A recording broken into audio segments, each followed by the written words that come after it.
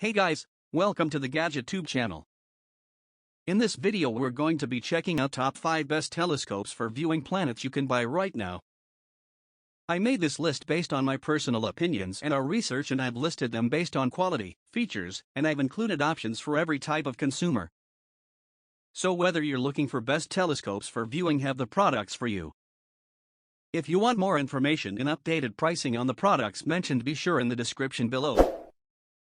Also, make sure you subscribe to stay up to date with the latest technology reviews video. Okay, so let's get started with the video.